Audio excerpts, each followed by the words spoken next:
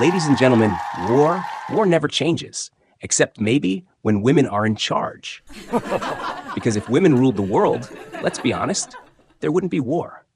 No, just a bunch of countries not speaking to each other. And we'd have NATO summits that sound like, oh, the United States is here? Guess I'll leave. Global silence, but passive-aggressively weaponized. But war did happen, and old men love to tell stories about it. I was at a school once where they invited this very British World War II pilot. You know the type. Sounded like James Bond had swallowed a cup of tea in an encyclopedia. He stands up in front of the kids and goes, "In 1942, I was escorting bombers when suddenly, out of the clouds, these Fokkers appeared." At this point, every 10-year-old boy turned into a giggling gremlin. The pilot, unfazed, continues, "I shot down one Fokker. But then another Fokker got behind me." Now the whole auditorium is howling. The teacher, poor woman, panics. "Class, the Focke-Wulf is a German plane."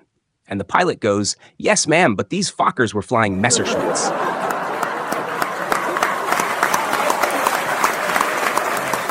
I've never seen a PTA meeting go from educational to explicit so fast. And speaking of tough soldiers, let me tell you about Finns. There's this legendary Finnish sniper, Winter War stuff. Soviets attack, 5 go in. Boom. All dead. Then a Finnish voice from the trees goes, "Is that all you've got?" "I'm only one here." 15 men. Boom. Dead. Finn. Still only me. 50. Still dead. Honestly, I'm getting bored. 500. Dead. Then 1,000. Only one comes crawling back. Wounded, bleeding. He screams, "He's lying! He's lying! There are 2 of them!"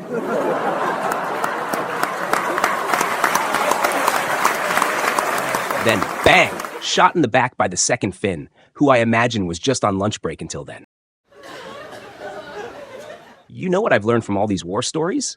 It's never the tanks or the missiles. It's the guy with one grenade and a dream that changes history. War. Man, war used to be this terrifying thing. Guns, bombs, blood.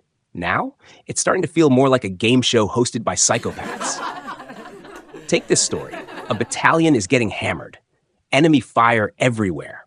The commander calls the troops and says, "Men, someone has to stay behind to cover our retreat. We've got supplies for that one brave soul, 3 grenades and 1 helmet." That's it. Everyone goes quiet. And then this one guy steps up and says, "Sir, I volunteer, but I'd like to switch it up. Give me 3 helmets and 1 grenade."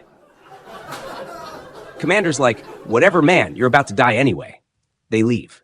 Hours later, they come back with reinforcements. No gunshots, no explosions, no smoke. They get to the old position and find a bunch of enemy soldiers standing around. Some are shirtless, some are barefoot, some are just naked. In the middle, that guy, chillin', surrounded by cash, boots, weapons, and in front of him, 3 helmets on the ground. He looks up like he's hosting The Price is Right in hell. "All right, fellas, step right up. Who wants to guess where the grenade is?"